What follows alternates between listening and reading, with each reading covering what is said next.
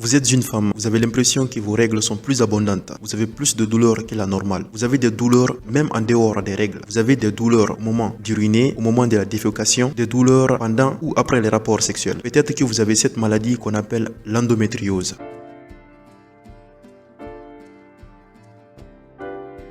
Bienvenue sur la chaîne YouTube Dr Sidimé. Si tu es nouveau sur la chaîne, je t'invite à t'abonner, activer la cloche des notifications. L'endométriose est une maladie qui touche des millions de femmes et de jeunes filles dans le monde. C'est une maladie qui se caractérise par le développement d'un tissu semblable à la muqueuse utérine, qu'on appelle l'endomètre en dehors de l'utérus. Cela va entraîner de l'inflammation et la formation d'un tissu cicatriciel dans la cavité pelvienne, le plus souvent ou rarement dans d'autres organes. Cela peut commencer dès les premières règles et durer jusqu'à la ménopause. On ne sait pas ce qui entraîne l'endométriose ni comment la prévenir. À l'heure actuelle, on pense qu'elle découle d'une menstruation rétrograde. Lors des règles normales, le sang qui contient du matériel endométrial qui devrait normalement être évacué par le vagin passe à travers les trompes et s'écoule dans la cavité pelvienne. La métaplasie, la transformation d'un tissu en un autre. Théoriquement, ce sont des tissus normalement situés dans d'autres parties du corps qui vont se transformer en un tissu endométrial, ou les cellules souches qui seraient véhiculées à travers tout le corps par les vaisseaux sanguins et lymphatiques. Certaines femmes ne vont présenter aucun symptôme, mais pour celles qui en ont, il est fréquent de présenter des douleurs pelviennes dont l'intensité va augmenter pendant les rapports sexuels, pendant les règles, lors de la miction ou la défécation. D'autres femmes peuvent présenter des douleurs chroniques dans le bas du ventre, des saignements plus abondants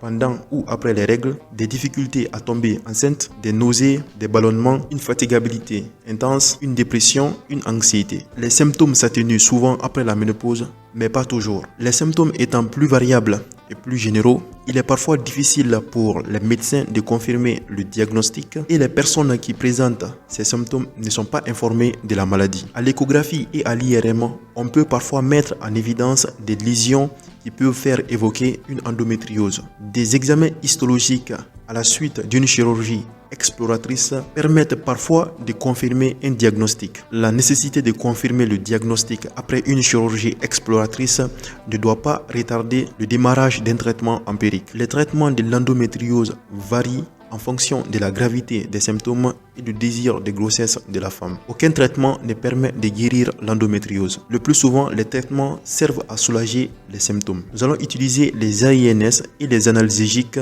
pour soulager la douleur. Des traitements hormonaux comme les analogues de la GnRH, des méthodes contraceptives peuvent aussi être utilisées. Mais ces méthodes ne conviennent pas forcément aux personnes désireuses de grossesse. Les médicaments et les procédures de fertilité sont le plus souvent utilisés chez des personnes qui veulent tomber enceintes mais qui ont des difficultés à tomber enceinte à cause de l'endométriose. Une intervention chirurgicale peut parfois permettre d'éliminer des lésions associées à l'endométriose. Il est toutefois nécessaire de discuter des options thérapeutiques avec votre médecin pour choisir un traitement adapté à votre situation. On arrive à la fin de cette vidéo. Si vous êtes encore là, je vous invite à mettre un like à cette vidéo, à vous abonner à la chaîne si ce n'est pas encore fait et moi je vous dis à la prochaine vidéo.